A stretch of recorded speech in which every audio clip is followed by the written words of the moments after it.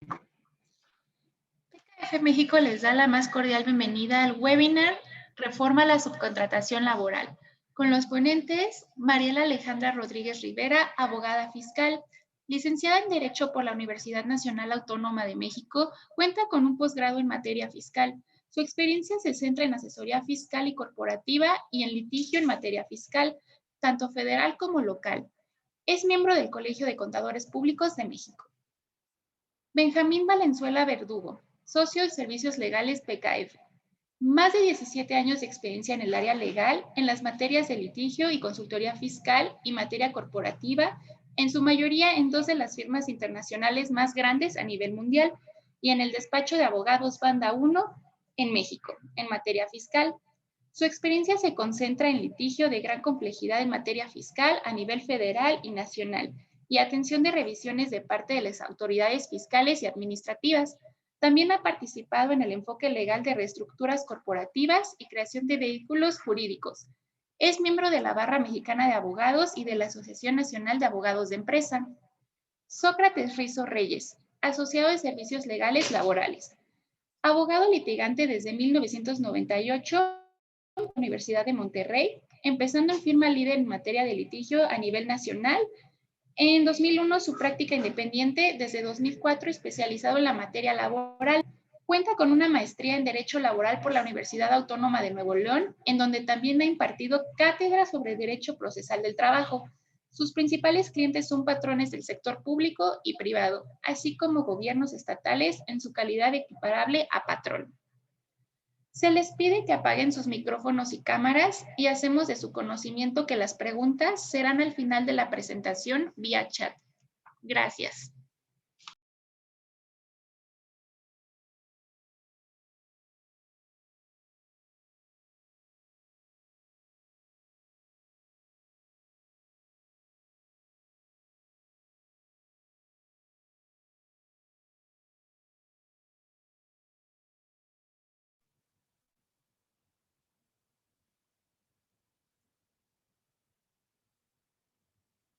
Mariel, está apagado tu audio.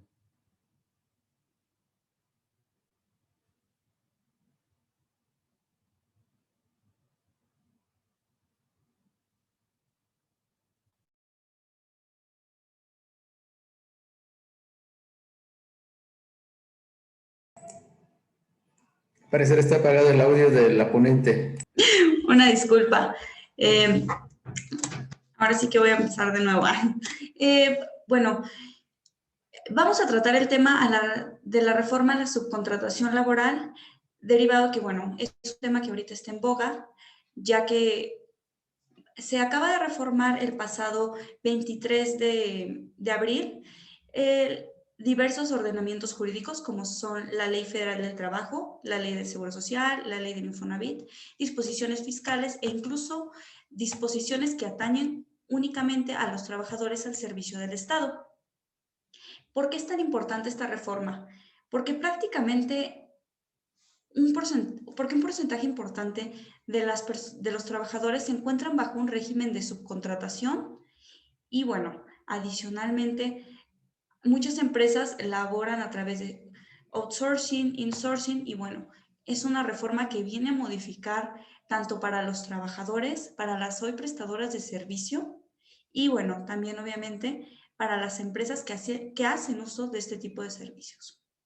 La entrada en vigor de este decreto fue al día siguiente de su publicación y, bueno, adicionalmente las disposiciones que entran en vigor son, al día siguiente de su publicación son la Ley Federal del Trabajo, Ley del Seguro Social, Ley del Infonavit. Las leyes de materia tributaria van a entrar en vigor hasta el 1 de agosto y, por supuesto, las leyes en materia de los trabajadores al servicio del Estado a partir del siguiente ejercicio.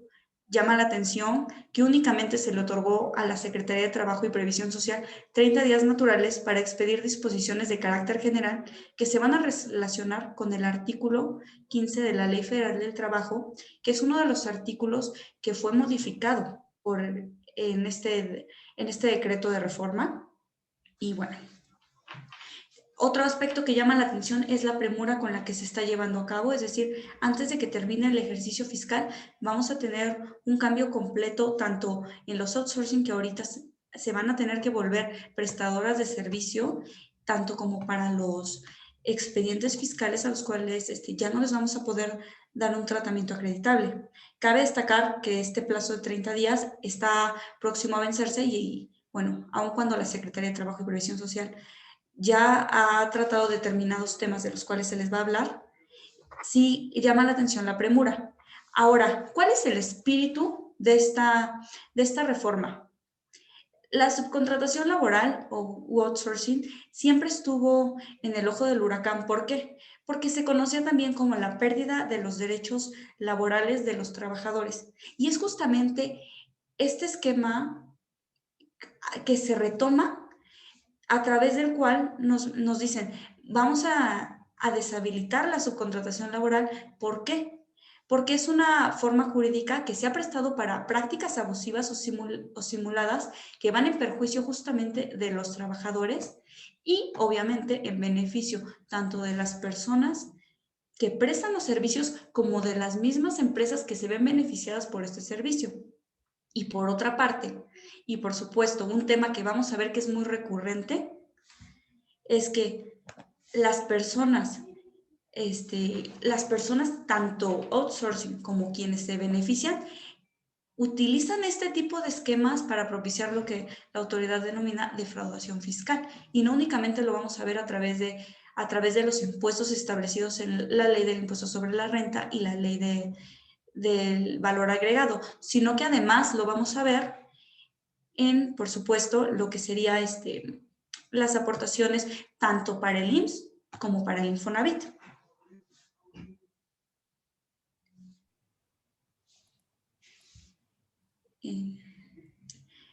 En esta parte creo que el licenciado Benjamín tenía algún tema que agregar. Gracias, Mariel. Buenos días a todos. Un gusto y qué bueno que nos acompañan. Muchísimas gracias por su atención.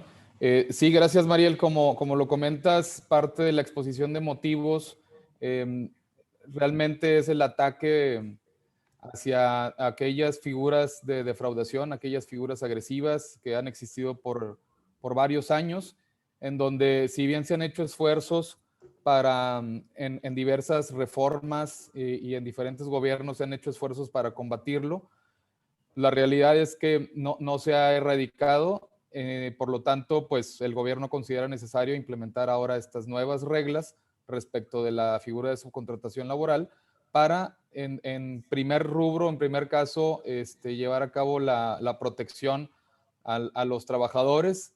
Eso, digo, cuestionable, pero bueno, esa es la intención que se plasma dentro de la exposición de motivos y de los diálogos que se llevaron a cabo con la iniciativa privada, algunas cámaras empresariales.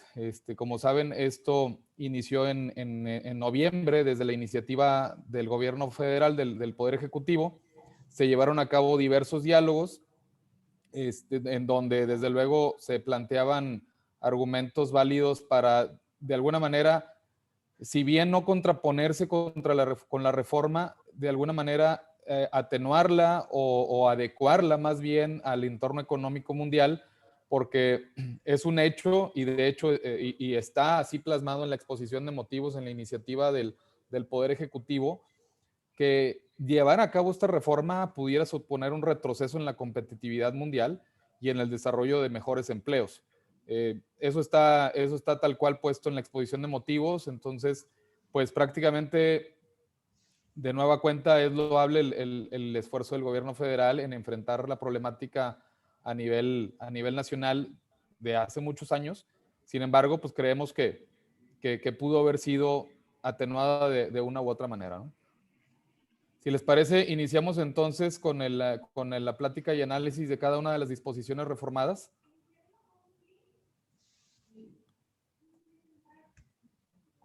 Iniciaríamos con la Ley Federal de Trabajo.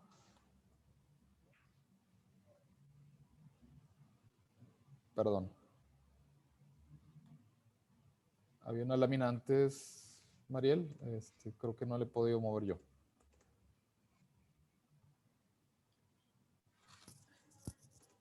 Bien, gracias. Bueno, en términos generales, pues hay artículos que se reforman, hay artículos que se derogan.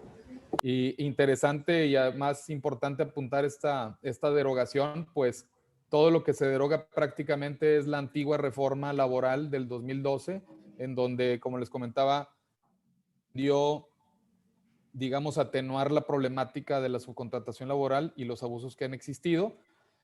Ahora se da un cambio un tanto, no radical, sino a lo mejor le cambiamos de nombre a las cosas y les ponemos candados en algunos otros aspectos, pero en general se derogan todo aquel trabajo legislativo que se realizó hace algunos años, que fue muy cuestionado también igualmente en tribunales, que se llevó a la Suprema Corte, en donde la realidad es que durante toda su existencia hubo mucho debate respecto de sus alcances, de sus definiciones. Y pues bueno, al final de cuentas, 2021 se realiza una nueva reforma, ¿no? Entonces dejaríamos un tanto atrás, pues prácticamente todo lo que se había abordado en tribunales. Bien,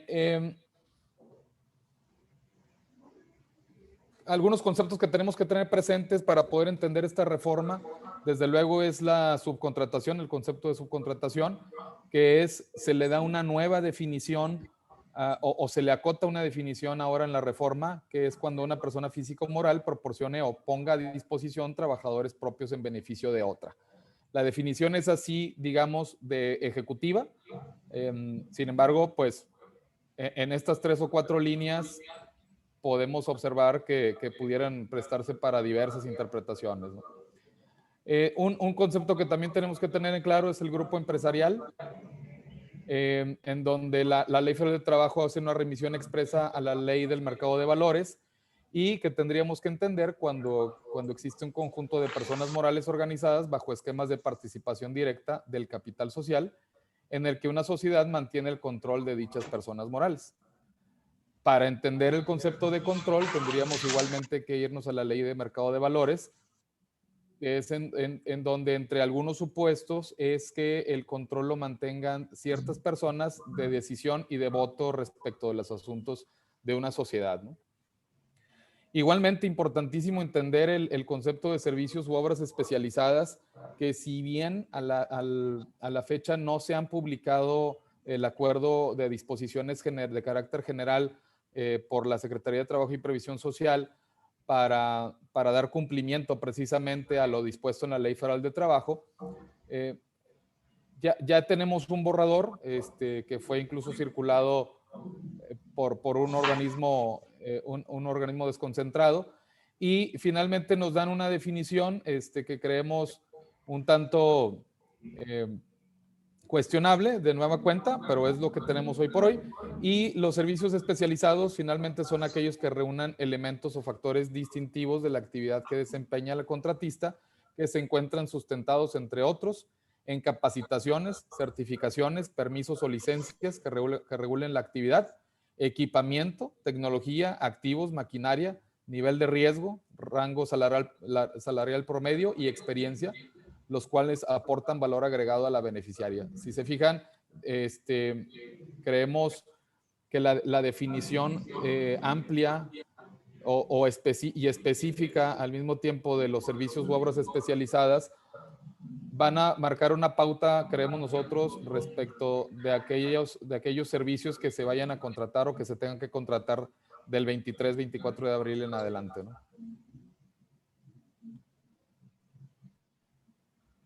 Y bien, pues la pregunta que se ha hecho de manera constante es, ¿realmente se prohibió o no la subcontratación laboral? La respuesta pareciera, ante una pregunta tan expresa, la respuesta debiera ser la misma. Sin embargo, la respuesta es sí, pero no. Realmente sí se prohíbe la subcontratación por disposición expresa de la ley. Sin embargo, se establece una clara excepción a la regla, que son el outsourcing o la prestación de subcontratación de servicios especializados u obras especializadas. Ya la definición ya la vimos, pero la veremos un poquito más adelante. Algo interesante, importante también para todo un sector de la economía, que eran las agencias de empleo o intermediarios que intervenían en el proceso de contratación de personal. Ahora se les plantea o se determina una limitante respecto de sus funciones y actividad económica, puesto que no podrán ser ya patrones. ¿Sí? Y aquí es en donde, es decir, su función únicamente tendrá que consistir en servicios de únicamente contratación de personal.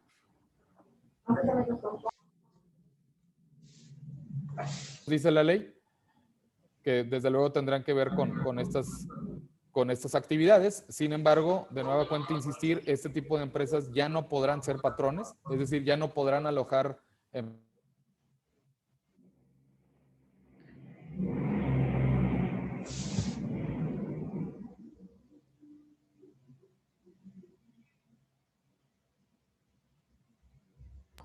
Una disculpa.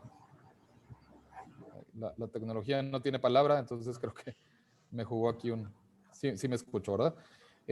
Bien, digo, aquí Sócrates, licenciado Sócrates, me podrá apoyar en un comentario adicional porque creemos importante hacer un señalamiento en esta parte respecto de la definición de patrón, puesto que se agrega un elemento adicional en el cual se le caracteriza como patrón a aquel que se beneficie de los servicios de personal prácticamente, ¿no? Sócrates, si tuvieras algún comentario al respecto. Sí, por supuesto, Benjamín. Hola a todos. Como ya lo había comentado el compañero, efectivamente la subcontratación se define y se busca lograr una definición muy distinta a la que tenía la reforma del 12. Y lo primero que nos llama la atención es el concepto de disposición, lo cual nos remite a la típica, al típico significado del concepto de patrón, que es aquel que paga el salario y que dispone del tiempo de los trabajadores. Entonces, este artículo específicamente, que habla de la prohibición de la subcontratación, anterior a la reforma establecía qué se entiende por intermediario, que es aquel que participa en la contratación de los trabajadores hacia un tercero. Aquí también se utiliza para determinar quién es el intermediario, pero se le agrega una definición, o se agrega un concepto de que el carácter de patrón lo tiene quien se beneficia de los servicios. Aquí es importante considerar que antes de la reforma existía el concepto del beneficiario principal o exclusivo de los servicios de un trabajador, y a ese beneficiario se le otorgaba el carácter de responsable solidario. El responsable solidario no es patrón, simplemente es el que se beneficia de los servicios y cumple las obligaciones en el caso que el patrón no lo haga. La figura del responsable solidario en materia laboral, hasta antes de esta reforma, o bueno, podemos decir que se seguirá interpretando de acuerdo a las tesis de jurisprudencia que ha emitido el Poder Judicial, es muy similar a la figura del fiador en materia civil o en materia mercantil, si lo quieren ver así. No igual a la figura del avalista, pero sí muy parecida a la figura del fiador. Sin embargo, este artículo en la parte final, ahí como para que nadie se dé cuenta, o simplemente para determinar que los intermediarios no van a ser patrones, establece que los patrones serán aquellos que se benefician de los servicios. Entonces, no tenemos muy claro, pero tenemos opiniones educadas donde podemos decir, bueno, pues entonces el patrón no solamente el que paga el salario, el que dispone del tiempo, sino también lo tiene el que se beneficia de los servicios. O bien si esa definición debemos entenderla con esos tres conceptos o interpretarla aisladamente. Esto es, si este artículo 12 se va a entender que el patrón va a ser el que se beneficia de los servicios solamente para el caso del outsourcing, o bien en temas aislados, cualquier beneficiario de los servicios de una persona será considerado su patrón, en cuyo caso yo le he dicho también un par de veces que pues, si él se beneficia con mis servicios, últimamente él es mi patrón. Obviamente se lo digo de manera de broma. Sin embargo, lo que no es broma es el entender qué es lo que se quiso decir con esta definición. Pudiera ser que es una manera de proteger los derechos del trabajador para el caso de que se entienda una subcontratación indebida. Es decir, si yo soy un despacho de contadores y subcontrato a una empresa que me provee de contadores, ahí pudiéramos decir que dado que es mi actividad preponderante económica o bien el objeto social al cual yo creé mi firma de contadores, pues esa subcontratación es ilegal. Entran las sanciones, no está permitida, me van a poner unas multas, los temas de tipo fiscal que más adelante se abordarán. Pero ¿qué pasa con los derechos de los trabajadores que estaban bajo ese esquema de subcontratación indebida? La reforma del 12, la anterior, establecía que en caso de una subcontratación ilegal, el receptor de los servicios era el patrón, se le consideraba patrón de esos trabajadores, perfectamente salvaguardando los derechos. Pero esta reforma no lo establece muy bien.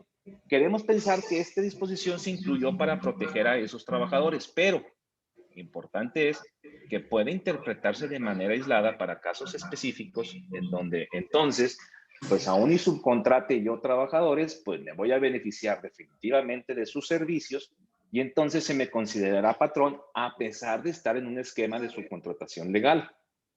O bien cualquier prestación de servicios, porque aquí no habla de servicios subordinados, sino simplemente establece de servicios en general.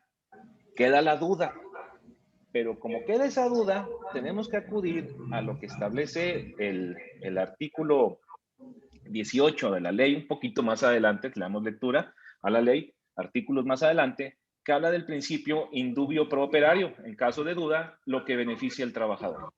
Ese es un punto que hay que tener más en mente. No se ha fallado en estos momentos por parte de algún tribunal que nos defina esta definición se debe interpretar al margen de la que establece la ley como del patrón, o sea, conjuntamente, que se tendrán que reunir los requisitos de pagar el salario, disponer del tiempo y beneficiarse de los servicios. Pues simplemente es algo que tenemos que tener en mente a propósito de que estamos viendo el tema de la subcontratación en el artículo 12 en estos momentos. Gracias, Sócrates. Y fíjate que está interesante esa indefinición de poner a disposición de una persona personal, puesto que en la Ley de Seguro Social ya venía un concepto con esa naturaleza. Sin embargo, como bien lo comentas, al menos a nosotros no nos hemos encontrado con algún precedente judicial, algún criterio de tribunales en donde existe una definición puntual respecto de este concepto, y agregaría la reforma del 2020 respecto de la creación o de la adición de una retención en materia de impuesto al valor agregado, en donde igualmente se obligaba a hacer una retención del 6% sobre aquellos servicios en los cuales una persona pusiera a disposición de otra personal propio. Entonces, igualmente hubo una serie de discusiones, más adelante lo comentaremos, pero de nueva cuenta, pues la indefinición de ese concepto es el que ya nos ha dado muchísimo trabajo y mucho de qué hablar y discutir con autoridades, ¿no? Pues bien, como les comentaba, para seguir adelante, la excepción a la regla de la prohibición, entre comillas, del outsourcing es aquellos servicios especializados los servicios especializados u obras especializadas en donde se permite, como les comento, el outsourcing de alguna manera en su pura esencia, que es aquel en donde requieras aquella mano calificada para poder cumplir con tus compromisos o tu actividad económica. De manera general, en la Ley Federal de Trabajo y en esta reforma, un concepto que tenemos que entender es que los servicios especializados son solo aquellos que no formen parte de nuestro objeto social ni de nuestra actividad económica preponderante.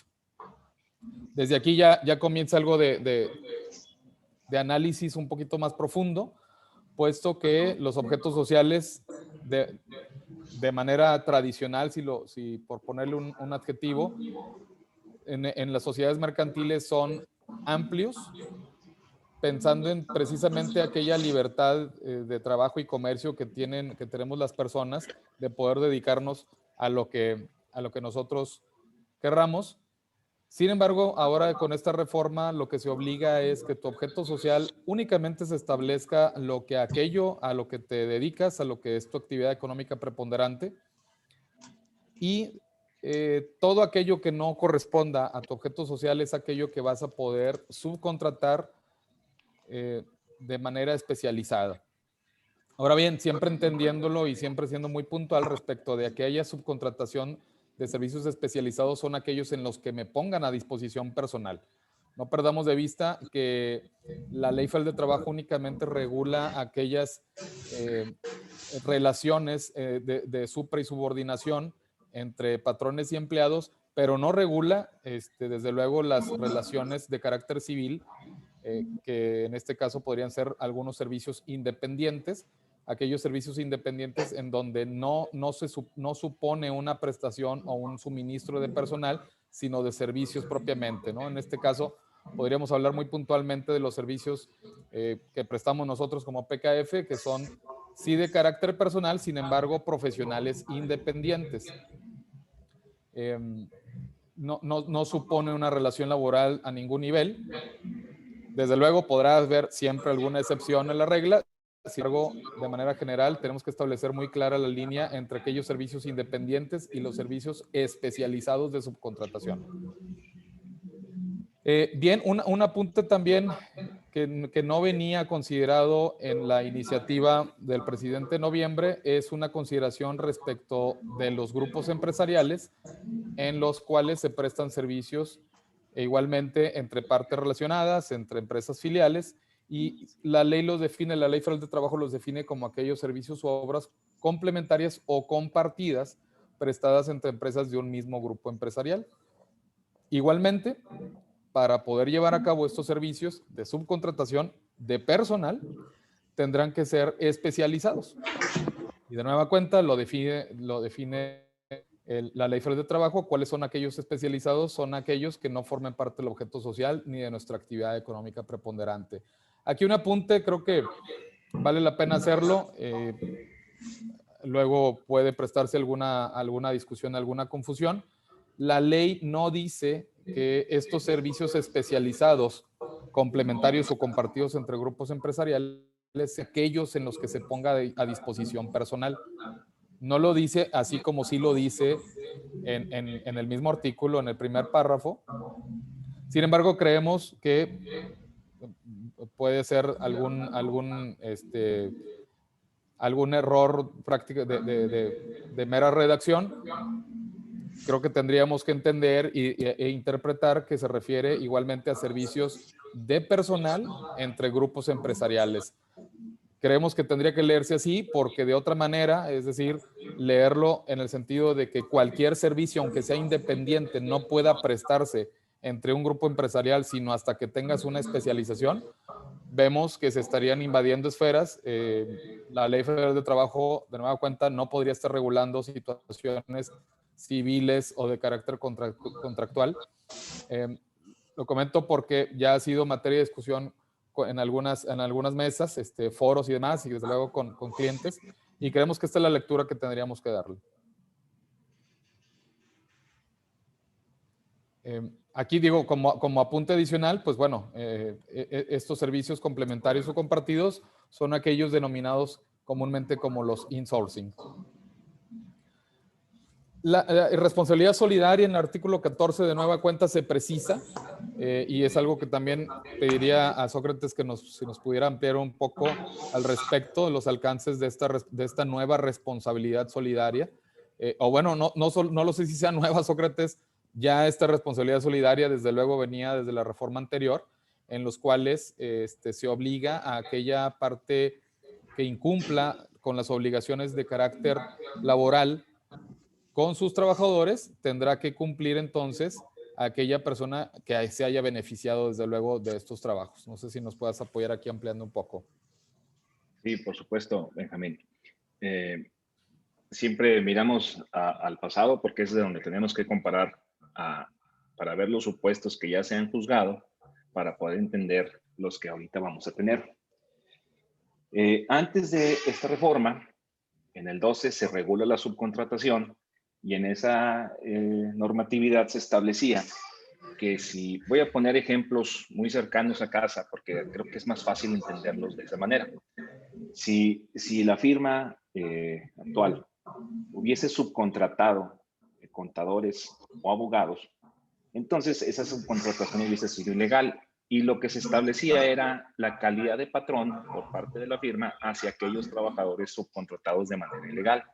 Ahora bien, si se contrataban servicios no subordinados, pero la firma era la beneficiaria principal o exclusiva de los servicios, ahí se daba una responsabilidad solidaria, que es la que comentábamos, que es muy similar a la figura del fiador. En caso de incumplimiento del patrón, responde, en este caso respondería la firma. En estos momentos, pues ya independientemente de que sea el beneficiario principal o exclusivo de los servicios de los trabajadores de la prestadora de servicios, aquí se establece que en todo momento va a ser responsable solidario. Obviamente, en el caso, como viene establecido en la lámina, para el caso de que la contratista incumpla con sus obligaciones, esto es, la típica reclamación sobre una indemnización por despido injustificado, sí, definitivamente se responde solidariamente. Ya no hay necesidad de probar que se beneficiaba directa o principalmente de los servicios, ya no hay necesidad de probar que estaba una subcontratación ilegal. Aquí simplemente establecemos que en todo momento se va a responder. Claro, en el caso de incumplimiento. Si yo tengo una prestación de aguinaldo, como cualquier trabajador, y no me lo pagan, yo la puedo reclamar a mi patrón principal y en su momento dado, en caso de incumplimiento, también al que sea responsable solidario. Ese es el alcance de esto. La responsabilidad solidaria no cambia en su definición, sigue estando igual en materia laboral, y los tribunales judiciales del Poder Judicial, valga la redundancia, de la Federación, han establecido que la responsabilidad solidaria se da para el caso de que el patrón principal no cumpla y se surte muy similar a los beneficios de execución y de orden que tiene la figura de la fianza para el caso de que la que deba cumplir carezca de bienes suficientes o bien en concurso, o si fuese una entidad civil, entre efectivamente un concurso de acreedores en materia civil o entre en concurso mercantil, donde se interprete que ya no tiene posibilidad de cumplir a sus obligaciones. Entonces ahí entra la responsabilidad solidaria. Ese es esencialmente lo que se surte con este artículo que se establece, simplemente que va a ser en todos los casos. Siempre va a existir la responsabilidad solidaria en una subcontratación que se asume, por el tema y la redacción de este artículo, que es una subcontratación legal. Perfecto, gracias, Sócrates. Muy bien. Perdón, no quisiera dejar de apuntar de nuevo o dejar también un poquito claro unos comentarios que hacía respecto de los servicios compartidos o de insourcing, porque ha sido recurrente comentarios que hemos recibido entre algunos grupos empresariales, que en aquellas empresas, en aquellos grupos en donde se compartan servicios, necesariamente tengan que llevar a cabo el registro como servicios especializados. De nueva cuenta, aquí yo quisiera hacer la precisión y lo podemos dejar más adelante para preguntas y respuestas, es en el sentido de que únicamente ese registro de servicios especializados únicamente tiene que hacerse cuando dentro de un grupo se pongan a disposición personas entre empresas.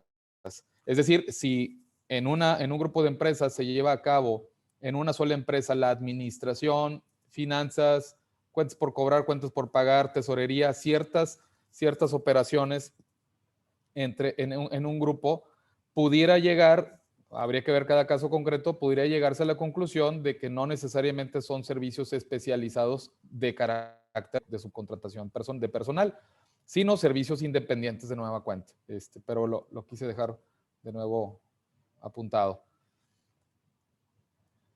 Bien, también algo importantísimo en esta Ley Federal de Trabajo y de carácter, digamos, en esta etapa transitoria, de transición, en aquellos casos en los que se tenga que hacer una migración de personal, dadas las características de nuestras empresas, dadas nuestros objetos sociales de nueva cuenta, la operación de nuestra propia compañía, en donde tengamos esa tarea por realizar, o tal vez ya la hayamos hecho, en donde tengamos que hacer una migración de empleados de una empresa a otra, valdrá la pena apuntar que aquí en la Ley Federal de Trabajo tiene que además cumplirse con el hecho de que se lleven a cabo la transmisión de bienes en el caso de una sustitución patronal.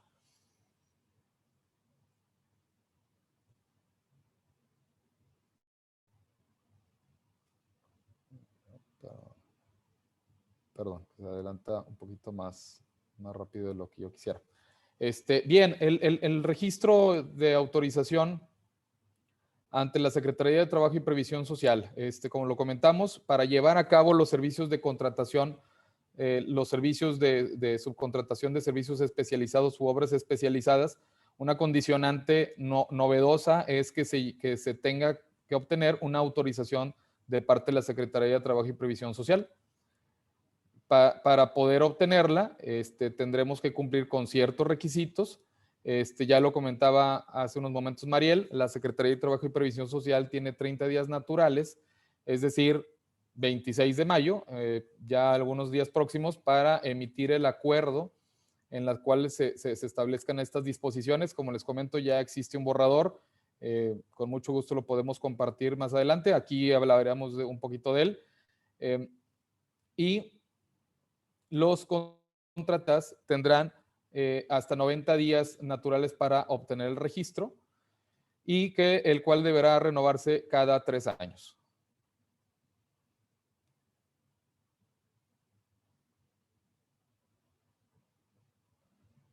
Bien, parte del registro que tendrá que llevarse a cabo es, como lo comentaba, los requisitos son llevar a cabo un estricto cumplimiento en sus obligaciones fiscales y de seguridad social.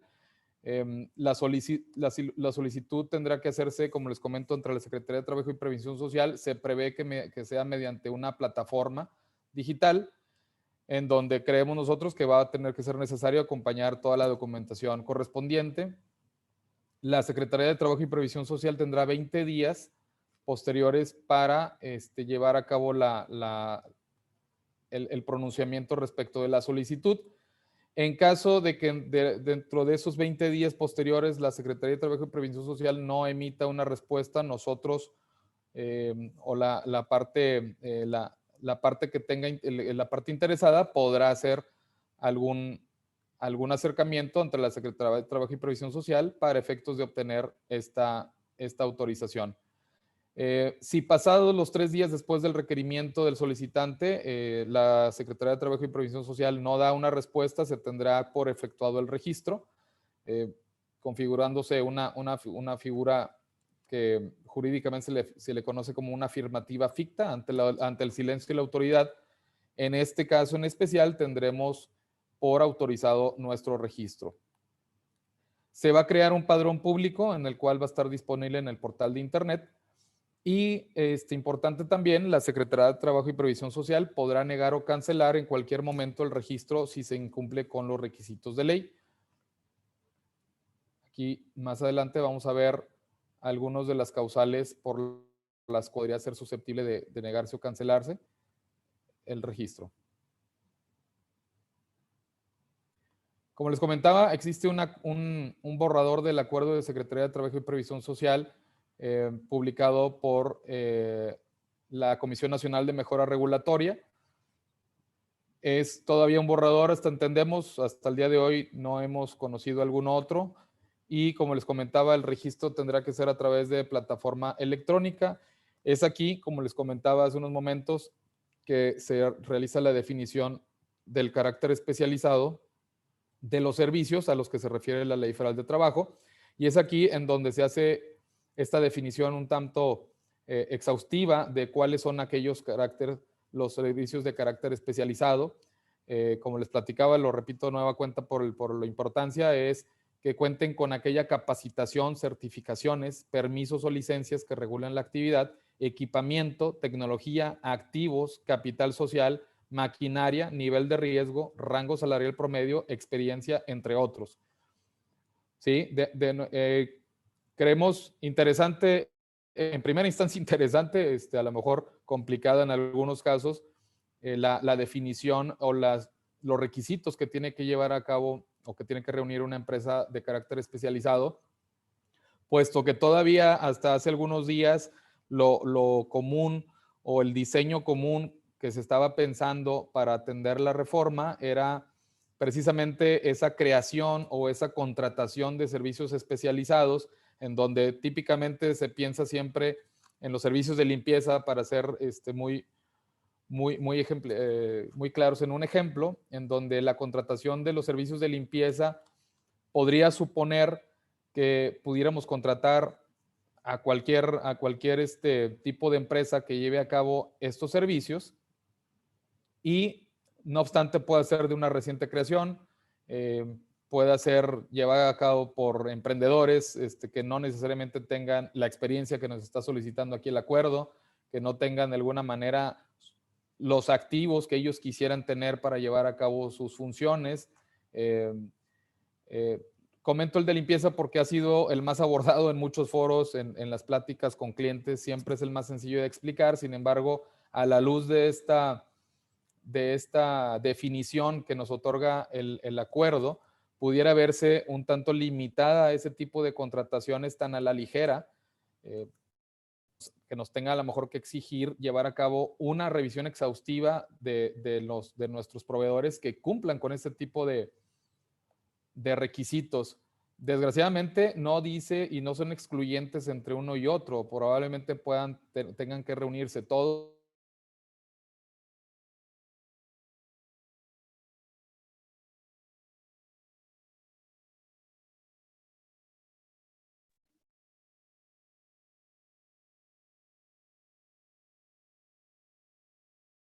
Como lo comentaba, la Secretaría de Trabajo y Previsión Social puede negar el registro de los proveedores. Uno de ellos, desde luego, el primer lugar, es que no pueden acreditar el carácter de especializado, que no estén al corriente con sus obligaciones fiscales y de seguridad social, no cumplir en general con los requisitos establecidos en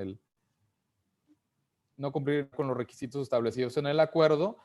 Igualmente, desde luego, proporcionar información falsa o con documentos apócrifos. La autoridad está previendo de una u otra forma todos aquellos supuestos en los que puedan ellos negar. La cancelación del registro igualmente son de alguna manera similares en caso de que los servicios especializados no estén registrados en el padrón. Prestar servicios u obras especializadas que formen parte del objeto social de aquella beneficiaria, que existan adeudos por créditos firmes derivados de incumplimiento de obligaciones fiscales y de seguridad social, dejar de cumplir con los requisitos o requerimientos, algún incumplimiento en general de la Ley Federal de Trabajo, negarse a una atención de alguna inspección o auditoría de parte de la Secretaría de Trabajo y Previsión Social.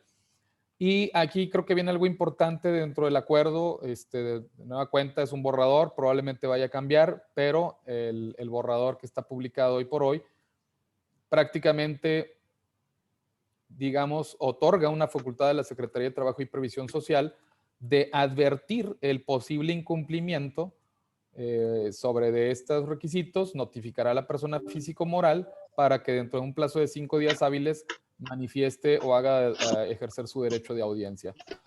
Es aquí donde creemos que igualmente podrá existir algunas áreas de discrecionalidad de parte de la autoridad, en donde sugerimos estar muy atentos, obviamente, a los lineamientos finales que se vayan a publicar respecto a este acuerdo, analizar el alcance y llevar a cabo un análisis integral de cómo poder contratar servicios especializados. Hoy por hoy, ya lo sabemos, la reforma ya entró en vigor, ya estamos en una etapa de obligatoriedad respecto de esta reforma. Sin embargo, desgraciadamente nos dejan todavía en un estado de indefensión, pues no tenemos estos lineamientos ya definitivos y claros para poder llevar a cabo nuestras nuevas contrataciones en todo caso, ¿no? O regular las contrataciones con las que ya contamos.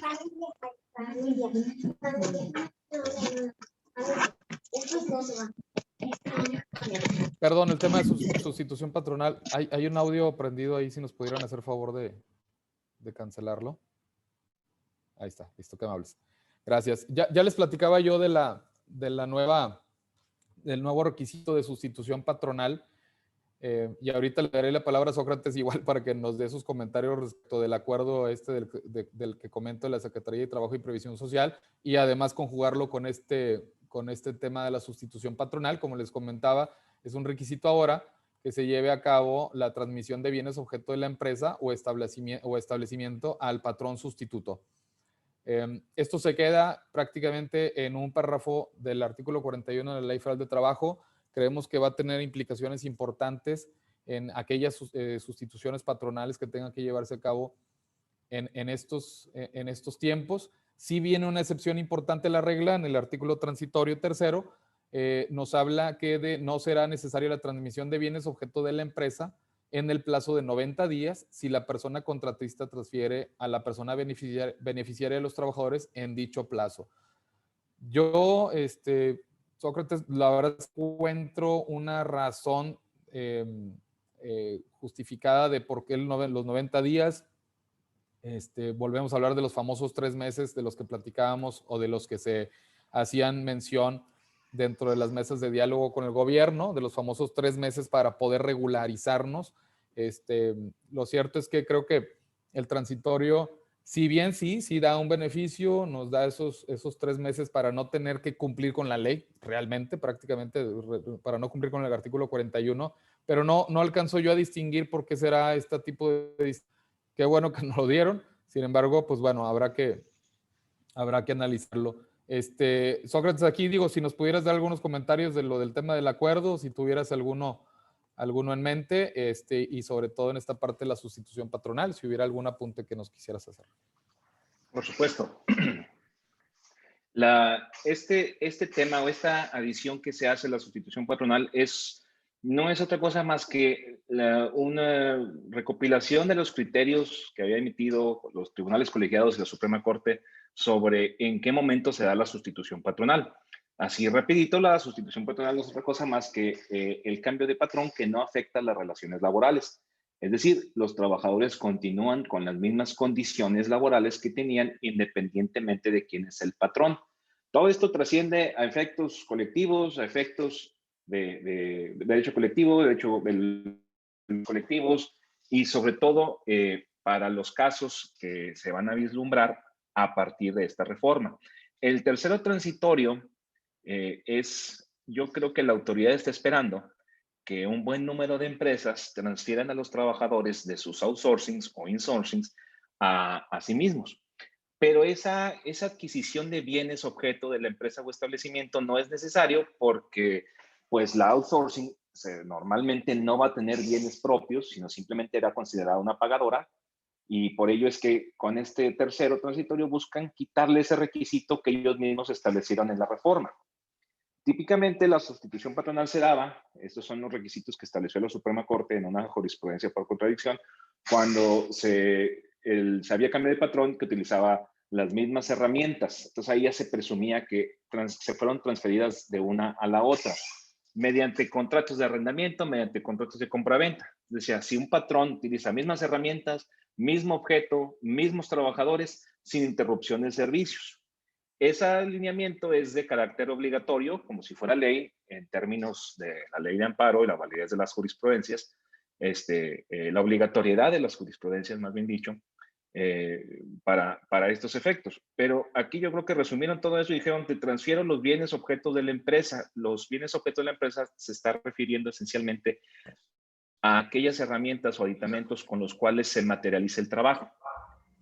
Pero cuando van a pasar de los outsourcings a los patrones originales, no va a existir esa transferencia de herramientas, puesto que el patrón el verdadero patrón, que no es el outsourcing, ya las tenía.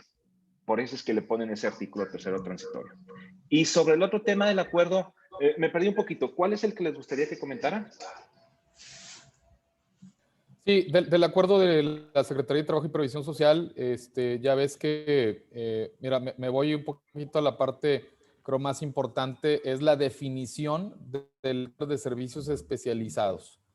Okay. Esa exigencia que cada empresa que lleve a cabo estos servicios especializados tenga que reunir este tipo de características, ¿no? Digo, si tuvieras en general algún comentario.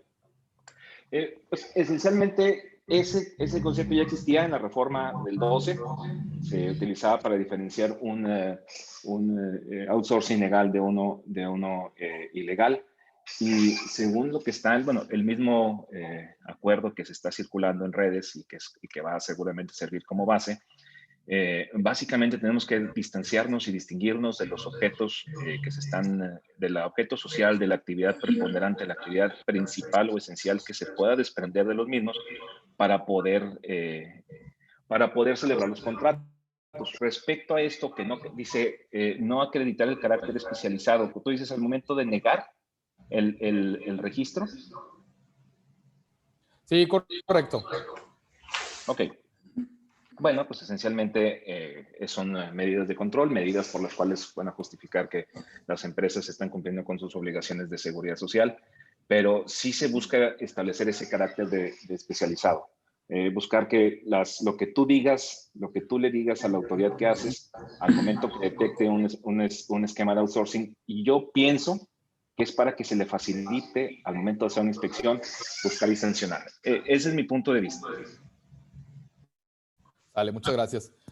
Y bueno, finalmente el tema de la PTU, que fue creo que el que detonó la mayor de las discusiones y la mayor de las mesas de diálogo entre la iniciativa privada, las cámaras empresariales y el Poder Ejecutivo, en donde existía muchísimas posturas al respecto y finalmente la que impera es la siguiente.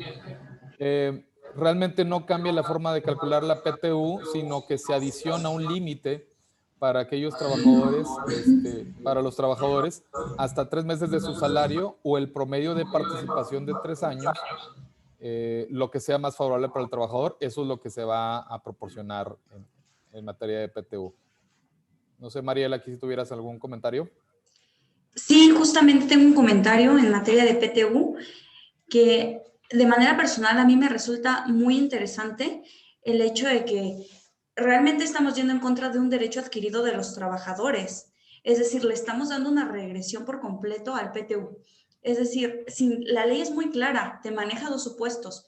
Tú vas a mantener un límite que son 3 meses de salario como límite o el promedio de las últimas 3 participaciones, pero habrá trabajadores que también se queden en el limbo, es decir, ya sea que tengan apenas 2 periodos en los que han participado, pero excedan este límite, la ley nos señala qué hacer y estamos en presencia de un derecho que los trabajadores ya tenían. Ahora, claramente cualquier trabajador podría decir, ¿sabes qué? Yo estoy en contra de ese salario, no porque me aplique, pero en un futuro sí podría aplicarte. Estamos yendo hacia atrás.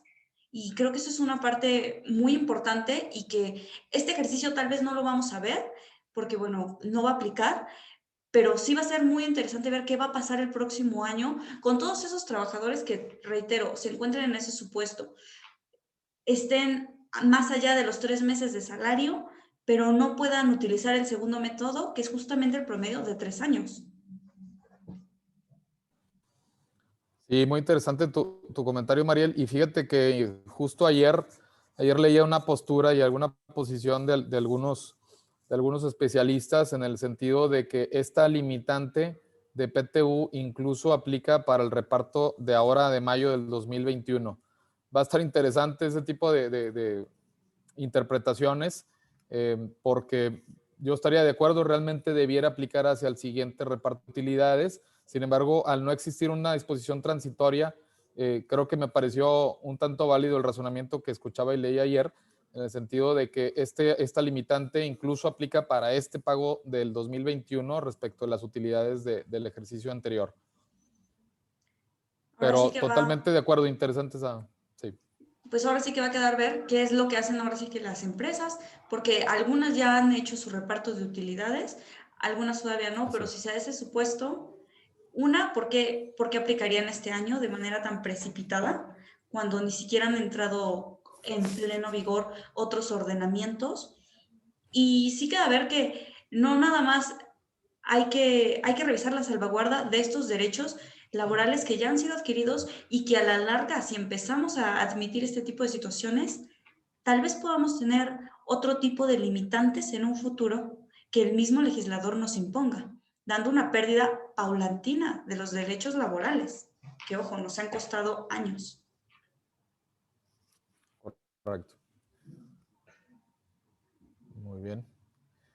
Y bueno, pues no dejar de advertir las sanciones y multas en caso de incumplimiento en esta reforma respecto a estas nuevas obligaciones.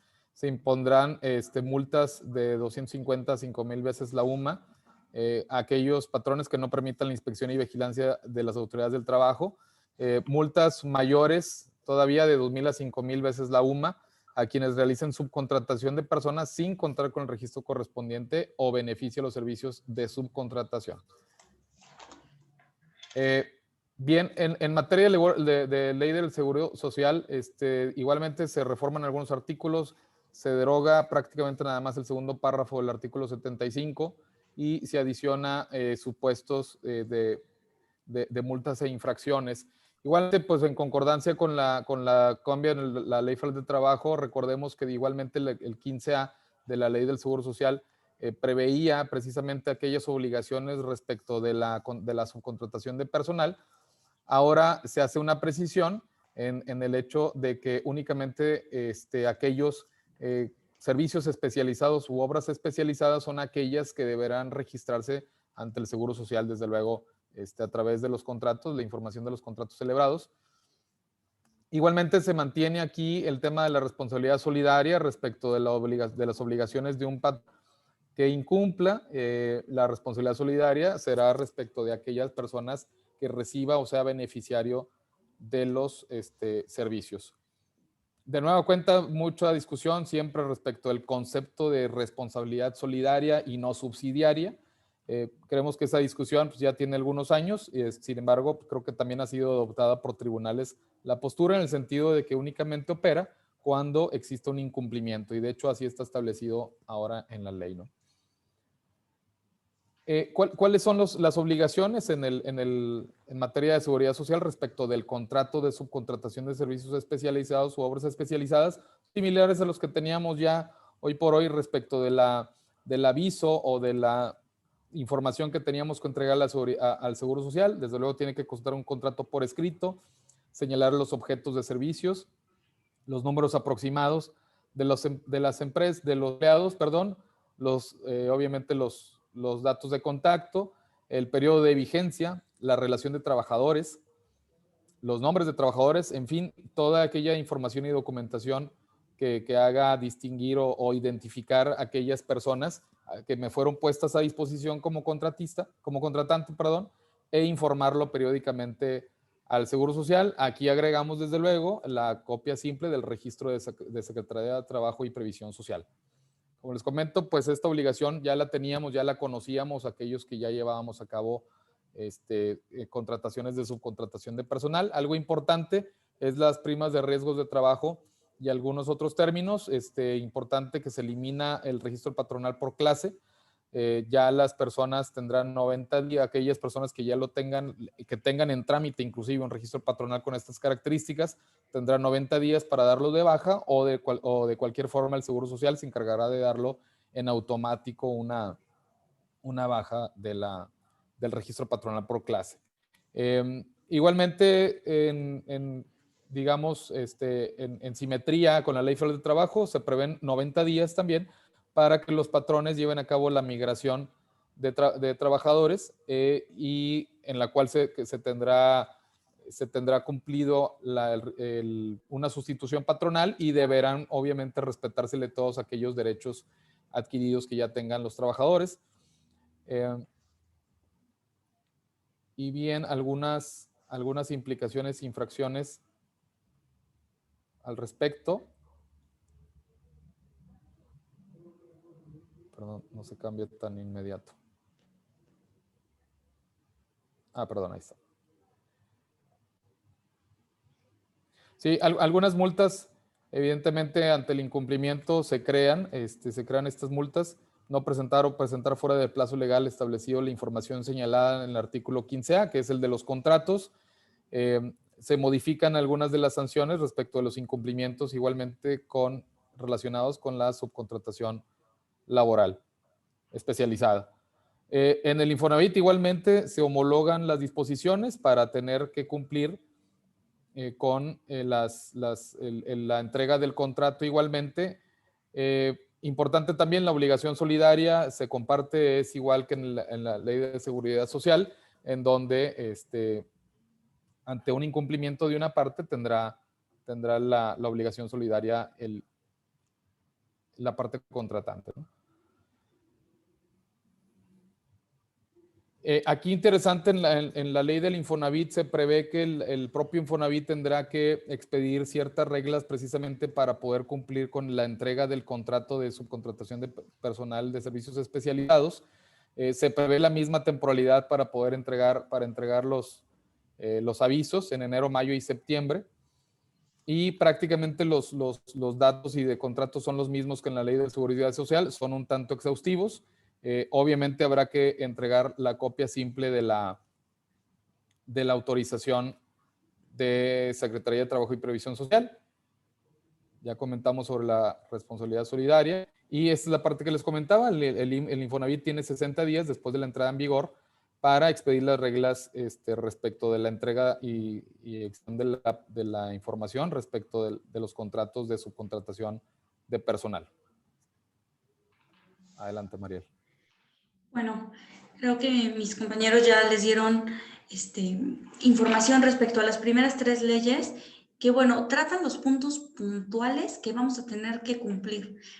Pero las siguientes disposiciones que vamos a tratar son justamente el Código Fiscal de la Federación, Ley del Impuesto sobre la Renta y Ley del Impuesto al Valor Agregado, que son justamente los efectos de carácter económico que vamos a tener en caso de no cumplir y cuál es mi margen de acción para de esta manera poder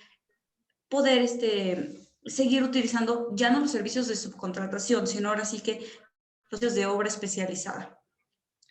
Bueno, comenzando con el Código Fiscal de la Federación. Se adicionó el artículo 15D, la fracción 16 al artículo 26, un inciso H a la fracción segunda del artículo 75, la fracción 45 del artículo 81, la fracción 41 al 82 y un inciso I al artículo 108. Contrario a los ordenamientos previos, la entrada en vigor para estas disposiciones, bueno, estas adiciones que se dieron en el Código Fiscal de la Federación va a ser el 1 de agosto de 2021. Bueno, la primera parte, el artículo 15D, que es realmente, desde mi punto de vista, un artículo que nos deja muchísima información. Nos habla de qué es lo que no va a tener efectos fiscales, ya sea de deducción y de acreditamiento. Y es justamente el pago o las contraprestaciones que se realizan por el concepto de subcontratación personal. Ojo, hablamos de subcontratación de personal y lo tocamos en el tema del artículo 15 del Código Fiscal de la Federación, no podemos entenderlo en el sentido que nos marca el actual artículo 13 de la Ley Federal del Trabajo, sino que la debemos entender en términos del artículo 15A, que hoy está derogado, de la Ley Federal del Trabajo, es decir, la subcontratación entendida como estaba antes, porque hoy el artículo 12 de la Ley Federal del Trabajo nos lo prohíbe y posteriormente nos regula determinadas actividades, ¿no? No como tal contratación, sino únicamente servicios y obras especializadas. Mi cubrebocas. Es decir, en el caso de la subcontratación, reitero, de acuerdo al 15A, hoy derogado de la Ley de Trabajo, es cuando no podremos, bajo ninguna circunstancia, dar efecto de... El machacado aquí también está bien rico. Ahí está en el menú. Les solicitamos si pueden apagar un poquito su micrófono, gracias. Ahora, respecto a los efectos fiscales, ¿cuándo se va a dar efectos fiscales? Únicamente en los casos del artículo 13, que es decir, de la Ley Federal del Trabajo, que es justamente la subcontratación entendida únicamente como servicios y obras especializados. Siempre y cuando acotemos, se cumpla con la Ley Federal del Trabajo, lo que establece la ley del IVA, la ley del impuesto sobre la renta y, por supuesto, aquellos 2 ordenamientos que también se unen, la ley del Seguro Social y la ley del Infonavit. Porque en caso de no cumplir con alguno de estos ordenamientos, podremos estar con un registro ante la Secretaría de Trabajo y Previsión Social. Pero ojo, si no cumplo además con los requisitos adicionales de la ley del IVA y la ley del ISR, entonces aún así no puedo dar estos efectos fiscales. Ahora, el tercer aspecto y que llama muchísimo la atención son las dos fracciones que nos establece el artículo 15b. Y son dos casos en los cuales, aun cumpliendo con los demás requisitos, no se van a dar efectos fiscales a estas actividades de servicios de obras especializadas. La primera fracción es cuando los trabajadores que se encuentran a disposición de un contratante originalmente hubieran sido sus trabajadores y hubieran sido transferidos bajo cualquier figura jurídica. Esto atiende justamente al espíritu de la reforma, porque no queremos el mismo caso. Nuevamente, un esquema simulado a través del cual una persona deja de ser tu patrón y le sigues prestando un servicio, pero ya a través de un intermediario. Es decir, esto respalda plenamente lo que fue nuestra exposición de motivos. Segunda, cuando los trabajadores que pongan a su disposición aparquen las actividades preponderantes del contratante. Es decir, si nuevamente, como mencionó el licenciado Benjamín, estamos en presencia de que tenemos que revisar nuestro objeto social. Y ahora sí que ya no va a ser como antes, que íbamos a la notaría y decíamos, ¿sabes qué? Hazme el objeto social lo más amplio posible para que yo pueda tener un margen de aplicación en México, porque recordemos, en México las personas morales solo y únicamente pueden hacer aquello para lo que estén facultadas de acuerdo a su objeto. Pero ahora con esta limitante, con esta fracción segunda, si hacemos eso y nuestro objeto es tan amplio, simplemente vamos a estar en una situación en la que tal vez abarquen alguna de nuestros objetos o incluso alguna de nuestras actividades preponderantes. Reiteramos, eres un despacho contable, no vas a poder tener ahora sí a tus contadores externos y ojo ahí, ¿no?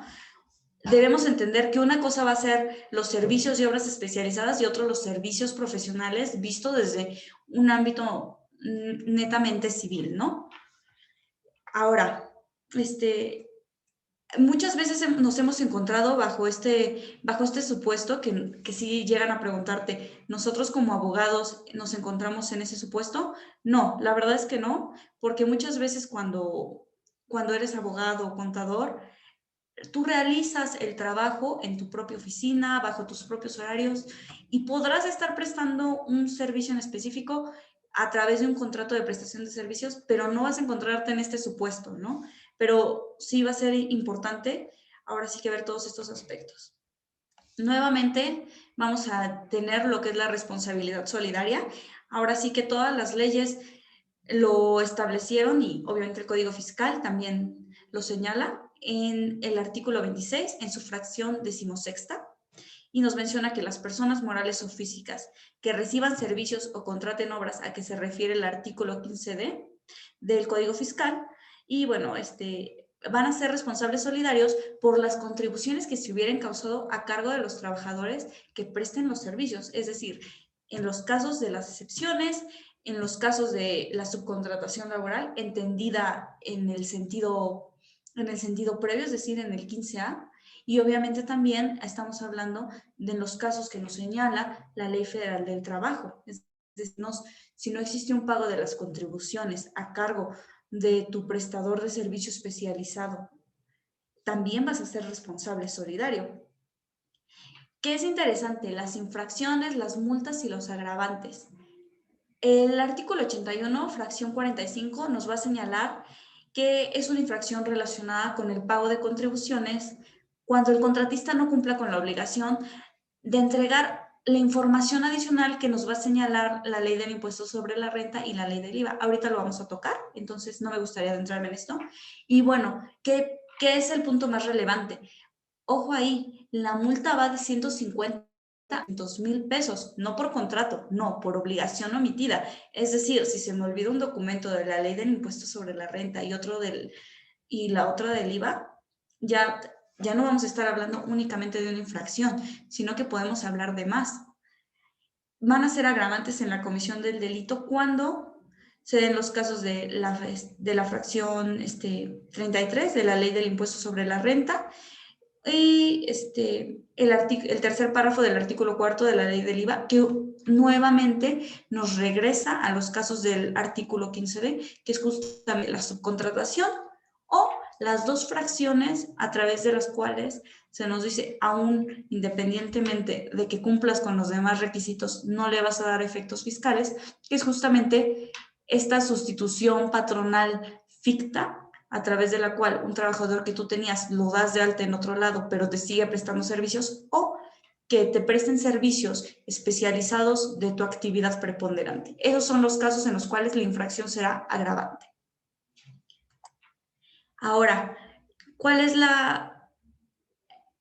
el quid del asunto y por qué podemos decir que hay una criminalización total del outsourcing? Porque lo metimos en la defraudación fiscal. ¿Qué es la defraudación fiscal? Es quien a través de engaños o con el aprovechamiento de errores omita de manera total o parcial el pago de sus contribuciones obteniendo un beneficio indebido del fisco federal. ¿Qué es lo que es interesante? Será calificado el delito de defraudación fiscal cuando se utilicen esquemas simulados de prestación de servicios especializados o la ejecución de obras especializadas o realizar la subcontratación de personal. Es decir, si mi pena va de los 3 meses en prisión a los 9 años, al ser calificado, la pena me va a estar aumentando en un 50%. Es decir, de los 3 meses nos vamos a ir a 4 meses y medio y de los 9 años nos vamos a los 13 años y medio. Es decir, es muchísimo tiempo. ¿Por qué digo que hay una criminalización? ¿Por qué? Porque este delito ya lo teníamos. Los esquemas simulados, bueno, los actos simulados lo teníamos fácilmente en el 109, que son los equiparables a la defraudación fiscal, que en su fracción cuarta nos dice, quien simule uno o más actos o contratos obteniendo un beneficio indebido con perjuicio del fisco federal, ¿no? Pero ¿por qué se le califica? Porque claramente el legislador lo que quiere es desincentivar el uso de esta figura y ahora sí que asustar, no sé si incluso podríamos llamarlo terrorismo fiscal, porque claramente lo que se busca es una desaparición total del outsourcing y que aquellos que permanezcan porque se transforman en estos servicios, obras especializadas, tengan una regulación que los tenga, ahora sí que agarrados de todos, por el Seguro Social, por el Infonavit, por el Código Fiscal y por supuesto por la Ley Federal del Trabajo. Por eso es que todas las leyes te están pidiendo requisitos. Pero sí, realmente podemos decir que estos esquemas simulados ya tenían su equiparable en el artículo 109. Sin embargo, ahorita lo estamos viendo ya no como un equiparable a la defraudación fiscal, no, como la defraudación fiscal, pero también calificada, ¿no?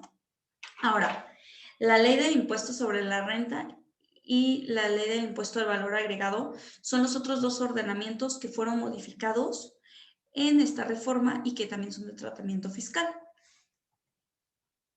Aquí sí se dieron artículos adicionales, derogados, y bueno, nuevamente van a entrar en vigor de la misma fecha que el Código Fiscal de la Federación, que es el 1 de agosto del 2021. Como artículo adicional tenemos el tercer párrafo a la fracción quinta del artículo 27 y la fracción 33 al artículo 28, esto en el caso de la ley del impuesto sobre la renta, y se adicionó al artículo 4 un tercer párrafo y al artículo quinto se le agregó un segundo párrafo en la fracción segunda en la ley del impuesto sobre la renta. Por su parte, se derogó la fracción cuarta del artículo primero del primero A de la ley del IVA. ¿Cuáles son los elementos más importantes? Ya no son acreditables los servicios de subcontratación, no se van a considerar deducciones autorizadas, la subcontratación laboral y, ojo, reitero, va a haber requisitos adicionales para que los casos que señala el artículo 13 de la Ley Federal del Trabajo sí puedan tener esos efectos fiscales. ¿Qué es lo que primero llama la atención? De la ley del IVA, la fracción cuarta del artículo 1A se deroga. Contrario a que esta fracción causó mucho revuelo en la reforma fiscal del año anterior y claramente dejó muchas preguntas de ¿me aplica? ¿No me aplica? Ahorita simplemente se está eliminando esta retención del 6% que se le daba a las personas cuando se recibieran servicios en los que se pusiera a disposición del contratante personal, ¿no? ¿Por qué desaparece? Porque está desapareciendo el outsourcing como lo conocemos. Es decir, todos los artículos del 15A al 15D han sido derogados, entonces simplemente ya no tienen razón de ser. Y reitero, contrario a lo que se estuvo haciendo el año pasado de que era esta retención, simplemente se está dando una regulación exhaustiva a efecto de que las personas puedan, ya no exista la necesidad de esta retención del 6%, es decir, ya no se va a mantener. Y reiteramos, entra en vigor hasta el 1 de agosto. Ahora, por otra parte, ¿cuáles son los requisitos adicionales que nos marca la ley del IVA para justamente el acreditamiento del IVA? Esta parte la vamos a encontrar señalada en el segundo párrafo, fracción segunda del artículo 5º. Tratándose de servicios especializados o de la ejecución de obra especializada, el contratista estará obligado a solicitar 1, la copia de la declaración del IVA y 2, el acuse del pago. Y por supuesto, ver que tenga la autorización de la Secretaría de Trabajo y Previsión Social, justamente de este padrón público en el cual se tienen que registrar próximamente las empresas. ¿Qué llama la atención? 1, que ya te vas a tener que tener un expediente muy amplio de todas las personas con todos tus contratistas, ¿no? Reiteramos, esta va a ser la declaración del IVA, pero ojo, vamos a necesitar también el pago correspondiente del periodo en el cual se efectuó el pago del IVA que le fue trasladado. Es decir, no va a bastar que tú hayas presentado tu declaración. También vamos a requerir ver ese pago. ¿Y qué pasa ahí? En caso de que la persona no te dé este expediente, que es decir, los documentos adicionales que te señala la ley del IVA, o en los casos que te señala el artículo 15D del Código Fiscal de la Federación, es decir, que sean servicios de subcontratación o se dé alguna de las dos excluyentes para darle efectos fiscales a estas actividades, vamos a tener que presentar una declaración complementaria y disminuir los montos acreditables. La ley es clara, no se puede prestar error y esto ya no se presta interpretación. Simplemente tú no tienes tus expedientes, se dan alguna de las excluyentes, lo primero que tienes que hacer es presentar una declaración complementaria. Ahora, también la ley del impuesto sobre la renta nos va a señalar requisitos adicionales para que se consideren como deducciones autorizadas. Esto va a encontrarse en el tercer párrafo, en la fracción quinta del artículo 27. ¿Qué es lo que nos señala? Hay que verificar cuando se efectúe el pago de la contraprestación por el servicio recibido. Que el contratista cuente con el registro ante la Secretaría de Trabajo y Previsión Social. Vamos a pedir una copia de los comprobantes fiscales por concepto de pago de salarios de los trabajadores que le hayan prestado los servicios y obviamente el recibo de pago por instituciones bancarias por el pago de impuestos de las cuotas obrero-patronales del IMSS y de las aportaciones del Infonavit. ¿Qué llama la atención? Y podemos decirlo, llama muchísimo la atención, que en todos los ordenamientos jurídicos nos mencionan este registro ante la Secretaría de Trabajo y Previsión Social. Lo primero que vamos a tener que hacer ahora sí va a ser directamente abrir la página, este portal que se habilite de la Secretaría del Trabajo y Previsión Social y estar checando constantemente. ¿Por qué? Porque no va a bastar únicamente verificar en un primer momento, sino que recordemos, este registro puede ser cancelado en cualquier momento y también tiene que ser renovado cada 3 años. En caso de que se cancele, nosotros nos vamos a encontrar con que ya no vamos a tener esos efectos fiscales y no nos va a ayudar para nuestro pago de impuestos. Ahora, llama también la atención que vamos a tener, como se mencionó, va a haber una responsabilidad solidaria. Entonces, por eso, vamos a requerir los comprobantes fiscales de los impuestos, del IVA, de las cuotas obrero-patronales y de las aportaciones del Infonavit, sino efectos para IVA e ISR no los vamos a tener. Y bueno, ahora sí que la parte más relevante para las personas es justamente la multa y las sanciones, ¿no? Que ya aunado todas juntas, nos vamos a encontrar con que en la Ley Federal del Trabajo encontramos, ya nos dijeron, una multa que va de los 2,000 a las 5,000 UMAS. la ley del Seguro Social de 500 a 2,000 UMAS y Código Fiscal de 150,000 a 300,000 por cada una de las obligaciones que hayan sido omitidas.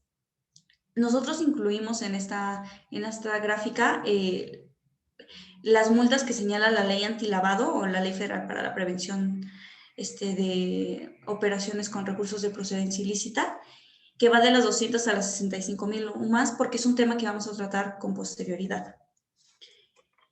Hay que tener muchas fechas a considerar, tanto si somos trabajadores como si somos las empresas que se benefician de estos servicios, y también si somos justamente las prestadoras de los servicios especializados. Y bueno, la primera es obviamente que tenemos hasta el 26 de, bueno, más bien la Secretaría de Trabajo y Previsión Social tiene hasta el 26 de mayo, es un plazo de 30 días naturales, justamente para llevar a cabo estas especificaciones de cómo va a ser su patrón. Respecto al Infonavit, vamos a tener 60 días naturales, que es hasta el 25 de junio, y los demás aspectos nuevamente son 90 días naturales, tanto para el registro de las prestadoras de servicio, que son las contratistas, para la transmisión de bienes, la baja de registro patronal y la migración laboral. Y reiteramos, en cuestiones en materia tributaria, tendremos hasta el 1 de agosto. Adicionalmente, vamos a tratar algunos aspectos que, bueno, nos parecieron relevantes, que van de la mano a la subcontratación laboral. El primer aspecto que queremos tratar es que justamente que el outsourcing es una actividad vulnerable. Recordemos que el 8 de junio del 2020 se emitió un criterio a través del cual se decía, ojo, el outsourcing, de acuerdo al 15A de la Ley Federal del Trabajo, es actividad vulnerable de acuerdo al inciso B de la fracción 11ª del artículo 17 de la ley antilavado.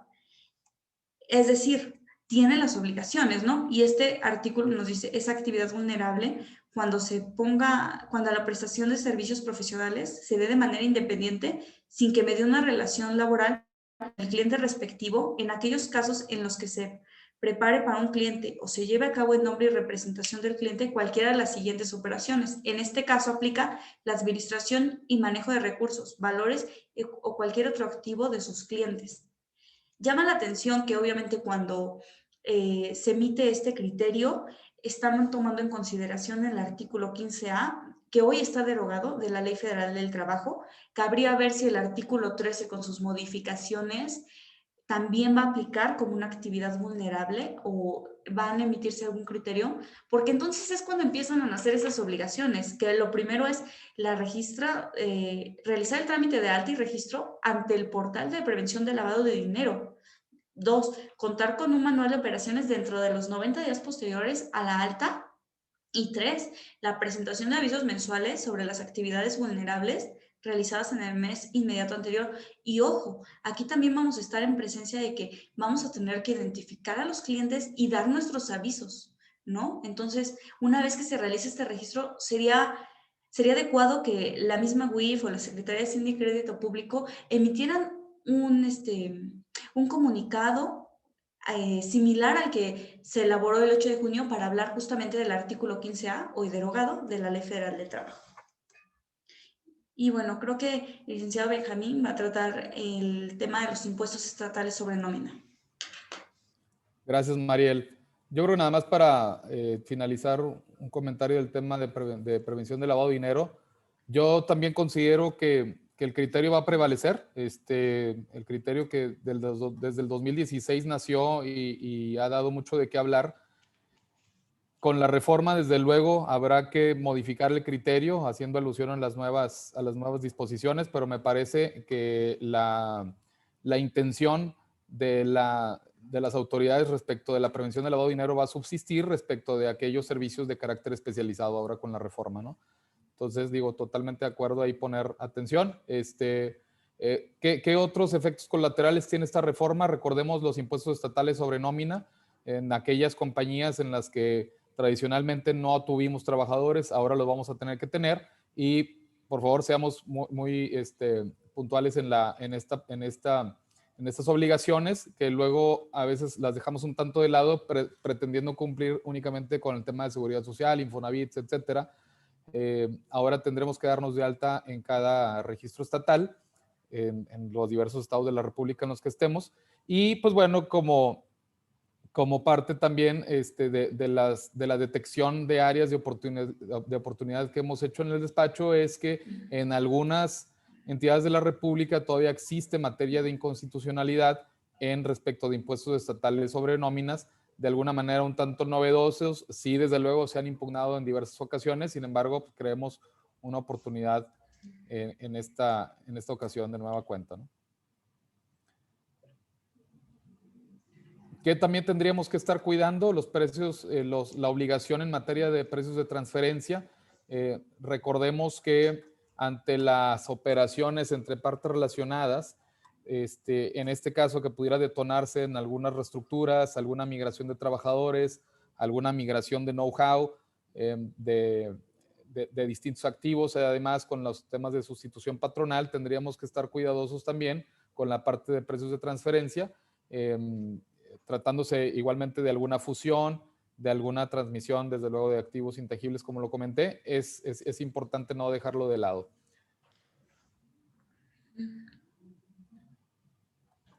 Y bien, digo, aquí lo complementaremos esta parte de la licenciada Mariel y yo.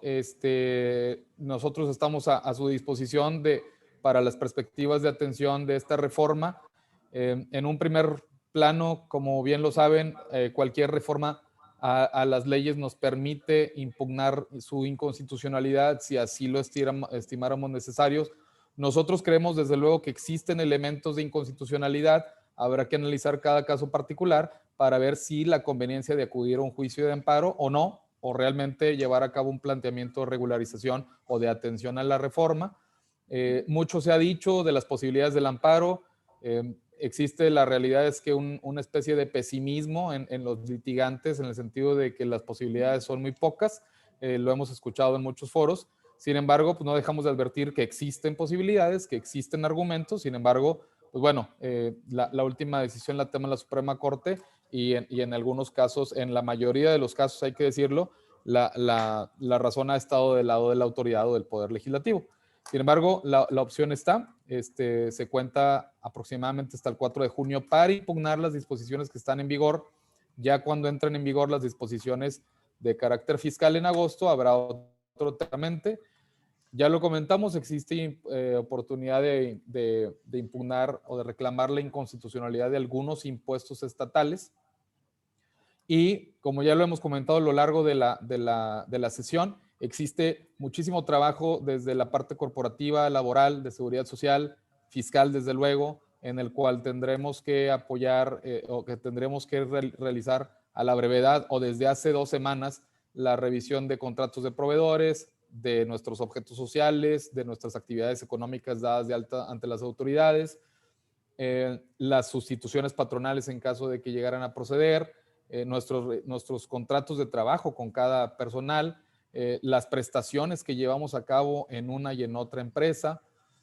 Y desde luego, aquí yo también dejaría apuntado que pues no todo es una revolución dentro de nuestras organizaciones. Habrá que analizar cuáles son las empresas que podrán seguir trabajando como están trabajando hasta ahorita, cuáles son aquellos grupos que podrán seguir haciéndolo como hasta ahorita, o cuáles son aquellos en donde sí tendremos que hacer algunos cambios para cumplir con las disposiciones nuevas.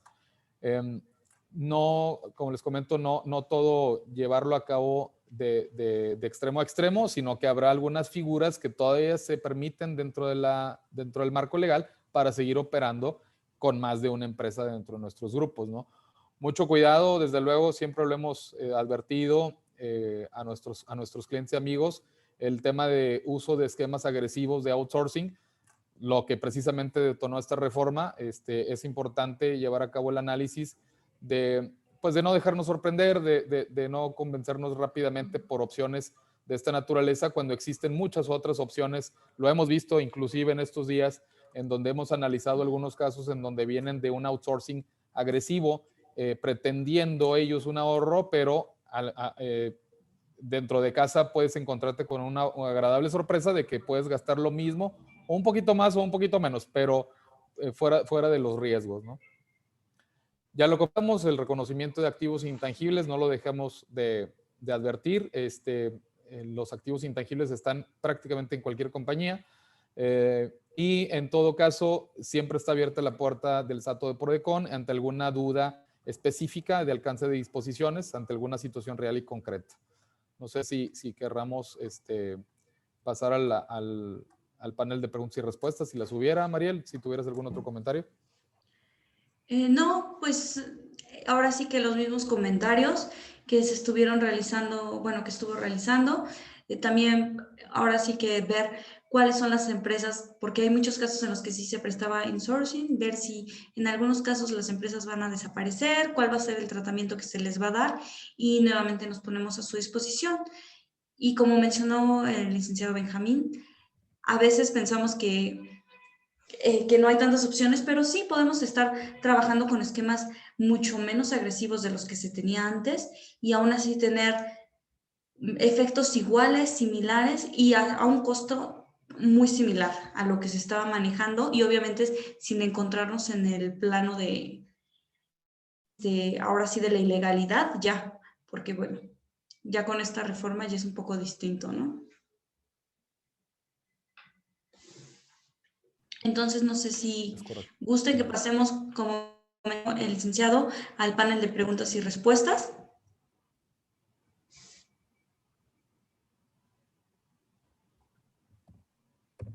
Si las hubiera, a lo mejor por chat pudiera ser sencillo. Hay una llave. Ya existe una aquí, somos un grupo. Está larga.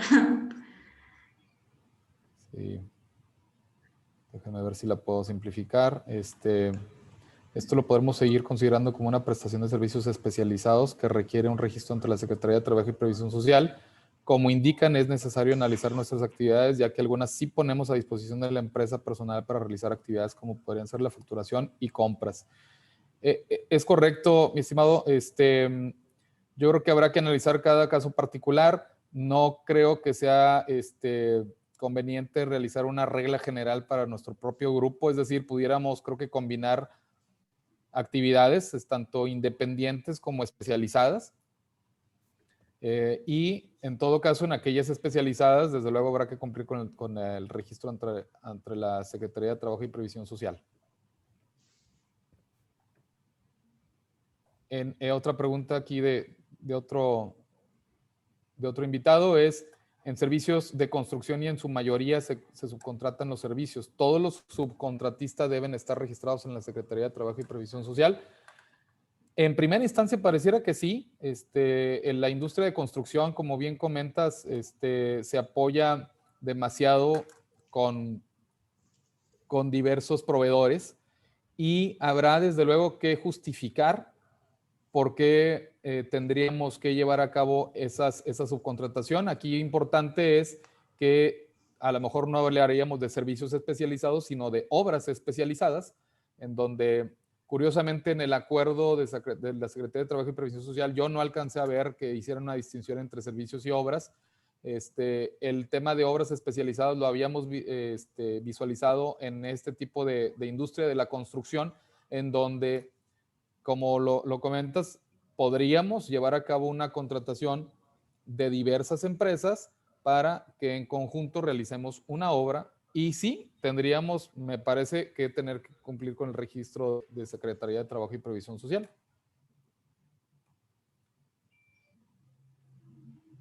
Si yo quisiera llevar una joint venture con otra empresa, estaré sujeto a afiliarme al padrón y a estas regulaciones. Fíjate que la figura de joint venture muy interesante, sí es una que hemos comentado como una opción. Joint venture, explotaciones conjuntas. Desafortunadamente los acuerdos no son claros tampoco en el sentido de que este tipo de asociaciones tengan que llevarse a cabo un registro. Sin embargo, pues bueno, tendríamos que partir entonces de la regla general, que es que cuando se pongan a disposición trabajadores a otra persona y que esta otra persona se beneficie de esos servicios, pareciera ser entonces que sí necesitamos llevar a cabo el análisis de que sean servicios especializados y además llevarlo al padrón o registro de autorización. Sin embargo, yo no descartaría que en alguna joint venture pudiera haber alguna excepción interesante de que no necesariamente nos pongamos a disposición de trabajadores una de otra, sino que cada quien, como el carácter o el espíritu de una joint venture es llevar a cabo cada quien su participación respecto de un proyecto, ¿no? No sé si podrían comentar un poco más de activos intangibles, se me hace que es la que sigue, sí, correcto. Sí, cómo no, respecto de la transmisión de activos intangibles, muy interesante, en la guía de precios de transferencia se reconoce la fuerza de capital humano, la fuerza de trabajo como un activo intangible dentro de una compañía, como pudiera serlo precisamente la antigüedad de nuestros trabajadores, la capacidad a la que han llegado, a la capacitación a la que han llegado nuestros especialistas, nuestra plantilla conformada de hace un tiempo, eso pudiera llevar a cabo, eso pudiera suponer una evaluación importante de un activo intangible y en su caso, entonces, al momento de una transmisión de este tipo de activos intangibles a empresas operadoras, pudiera llevar a cabo o pudiera detonarse algún beneficio interesante al respecto, ¿no? Ahora bien, las implicaciones de cómo realizarlo sí va a depender de cada caso en concreto, de si habría o no que una contraprestación a cabo, también habría que analizar cada caso concreto. En una fusión me pudiera parecer que siempre y cuando estemos cumpliendo con las disposiciones de carácter fiscal, pudiéramos hablar o no de una enajenación para efectos fiscales, pero es en donde hemos visto nosotros que pudiera llevarse a cabo una transmisión muy natural de un activo intangible. No sé si hasta ahí, César Franco. Somos una empresa transportista que presta servicios de transporte de combustible a Pemex. Revisando el objeto social de Pemex, se dedica a la exploración, producción, transporte, refinación, entre otros. Tendríamos que darnos de alta ante la Secretaría como proveedor de transporte para poder seguir prestando servicio de transporte a Pemex. Fíjate, César, interesante aquí, desde el año pasado, en materia de retención de IVA, sí, en la materia de retención de IVA del 6%, hubo un conflicto tremendo entre el sector transporte, porque al sector transporte ya la ley de IVA le establece una retención del 4% en específico. Luego se agrega la famosísima fracción cuarta, en donde se obliga la nueva retención por respecto de los servicios de puesta a disposición de personal. Y es ahí en donde hubo mucha discusión de si el sector transporte estaría sujeto a esa doble retención. Finalmente, creo que en algunas preguntas y respuestas del SAT, incluso de Prodecon, finalmente creo que en alguna parte se pusieron de acuerdo y dijeron, ¿sabes qué? No, el servicio de transporte de carga se aleja del concepto de la retención de IVA respecto de la puesta a disposición de personal. Yo creo que en este caso, entonces, César, estaríamos hablando de un servicio totalmente independiente. Lo comento desde luego como una aproximación al tema. Habría que analizarlo el caso en concreto, pero pudiera parecer que estamos hablando de un servicio independiente no sujeto entonces de un alta como un servicio especializado de los que trata la reforma.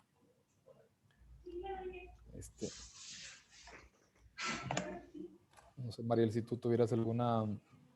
buen día, si actualmente se tiene auditoría en proceso por parte de autoridad del IMSS, de la razón social prestadora de servicio al realizar una sustitución patronal, la obligación de esta revisión la asumiría el nuevo patrón.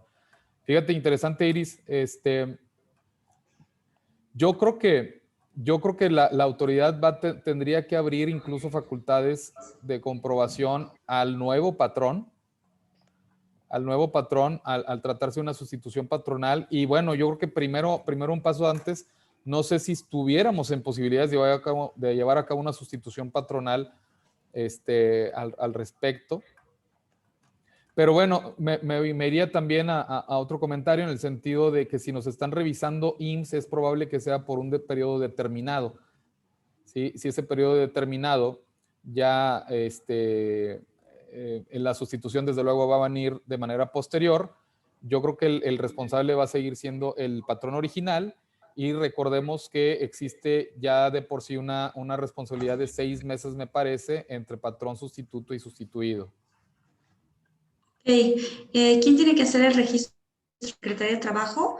¿Y el que presta los servicios o el que los recibe? Es justamente quien presta los servicios quien se va a tener que dar de alta como una prestadora de servicios, y bueno, va a tener que cumplir con los requisitos que establece tanto la Ley Federal del Trabajo, Ley Federal del Infonavit, Seguro Social, y por supuesto, quien va a tener que recabar los documentos sí va a ser quien recibe los servicios, es decir, ver que el contrato que se establece cumpla con los requisitos de la Ley del Seguro Social, del Infonavit y de la Ley Federal del Trabajo. Adicionalmente, solicitar que cumpla con los documentos adicionales de la Ley del IVA y de la Ley del Impuesto sobre la Renta.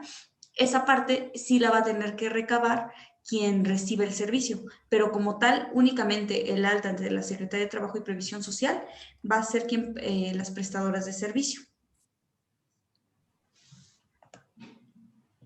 En el caso de la PTU, si se va a seguir calculando conforme a la Ley del Impuesto sobre la Renta, y si cuando se da el reparto con las nuevas condiciones, ¿qué va a pasar cuando haya excedente en lo que se provisiona anualmente? Es una pregunta muy interesante porque ese es justamente del asunto. ¿Qué va a pasar con ese excedente? Digo, tal vez lo podremos tener un periodo en el cual se reparta con posterioridad, pero si todos nuestros empleados no lo rebasan, ¿qué va a pasar con no? Porque reiteramos, nuestra postura es que la sin esta, ahora sí que sin este límite, es un derecho adquirido. Y sí está interesante saber qué va a pasar con todos esos excedentes que vayan quedando anualmente y que hasta cierto punto los trabajadores nuevos ya no van a tener manera de reclamarlo.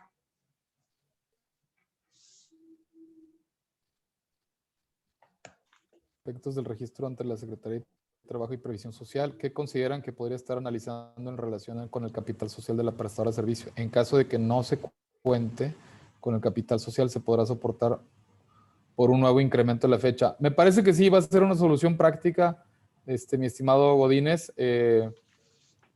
Efectivamente, el acuerdo habla de capital social respecto de la prestadora de servicios, y bueno, entramos a un terreno yo creo que muy subjetivo.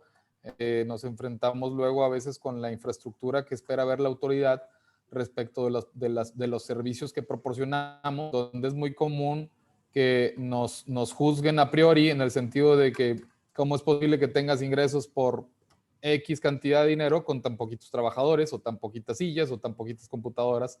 Entonces creo que vamos a entrar en ese terreno subjetivo. Desde luego, yo creo que una aportación a capital, digamos, previa, desde luego, a una autorización, pues será perfectamente válida. Creemos bajo una lógica, ¿no? En el caso de los despachos contables que prestan servicios de contabilidad y cálculo de nóminas, ¿será necesario dar de alta al despacho ante la Secretaría de Trabajo y Previsión Social? Creo que habrá que analizar cada caso en concreto, porque no va a ser lo mismo decir, ¿sabes qué? Pongo a tu disposición un trabajador en tu oficina bajo el horario que tú le establezcas, a hablar de algo plenamente diferente, que es la prestación de un servicio independiente, en el cual tu trabajador está en tu oficina y no únicamente se dedica a esa empresa. Ahora sí que sí vamos a tener que atender al caso en concreto, porque muchas veces podríamos pensar que el nuestro es un servicio especializado, pero no en todos los casos es así. ¿Por qué? Porque únicamente es una de las actividades que estamos realizando para la cual se está contratando a una persona moral, que reiteramos podría ser a través de un contrato simple de prestación de servicios, pero si ya vemos que existen más elementos que lo califiquen como una prestadora, sí tendría que darse la alta.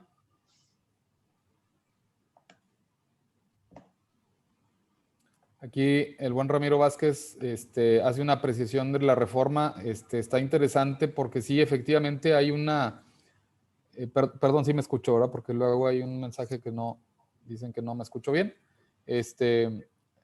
Y sí, efectivamente hay muchos precedentes, mi estimado Ramiro, y todos en el sentido de que una deducción siempre era analizada a la luz de nuestro objeto social. ¿Sí? a la luz de nuestro objeto social para analizar la procedencia de la misma.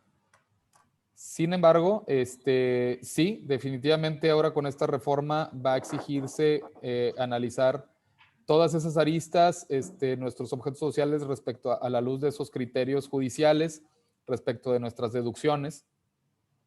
Y definitivamente tener que hacer un análisis integral y ver hasta dónde podemos o tenemos que modificar nuestro objeto social sin descobijar, como lo comentan, o como incluso lo refiere la Suprema Corte en estos precedentes, sin descobijar que todos aquellos gastos que no tengan que ver con nuestro objeto social, al final de cuentas, sí sean relacionados o auxiliares de nuestro objeto social, ¿no? Sí, sí es un tema, definitivamente.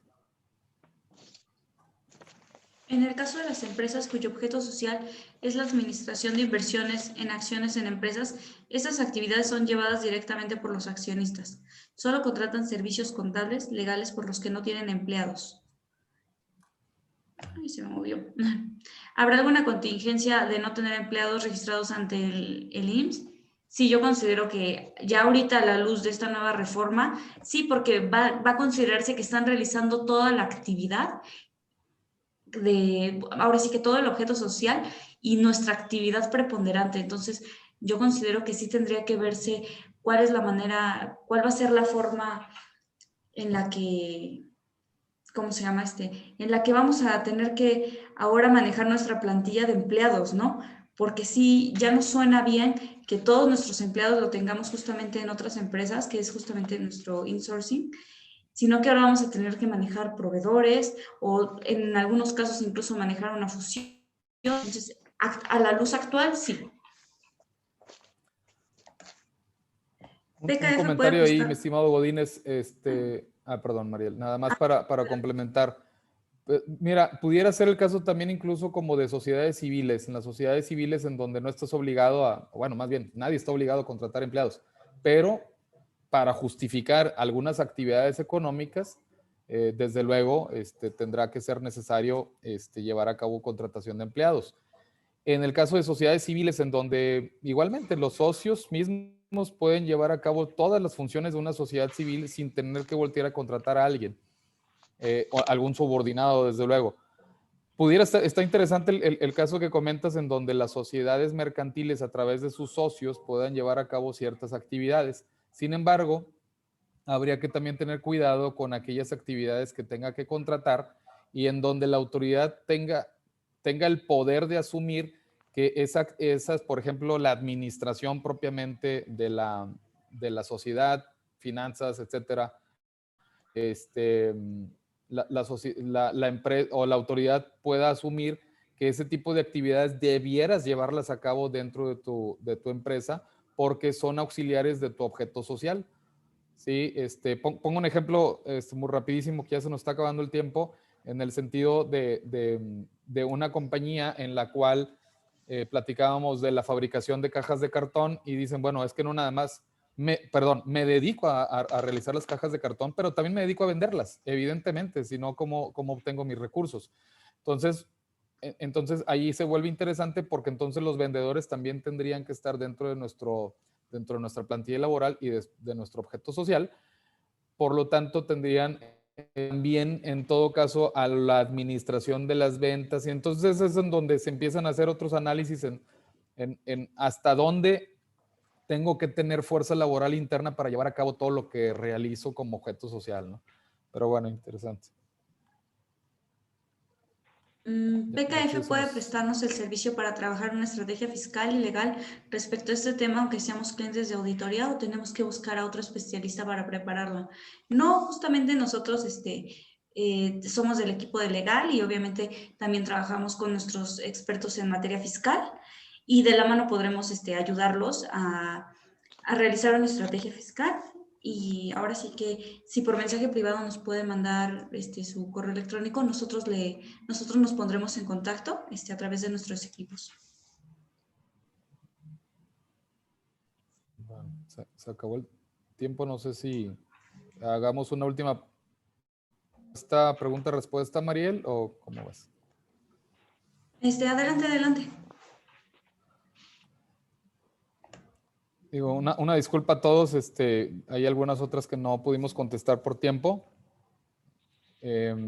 Efectivamente, en algunos casos,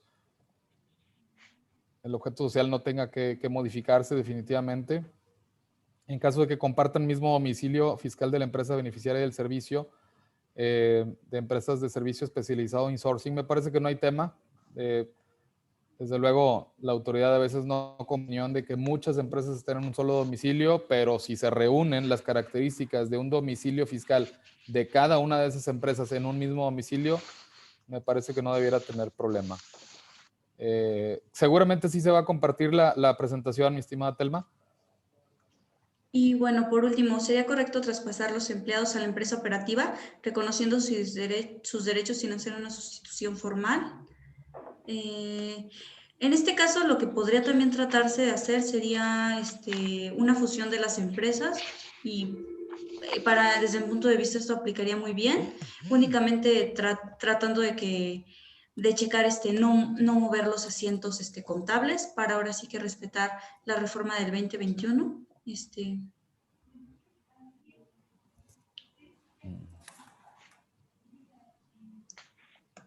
Este está interesante, esquemas reportables.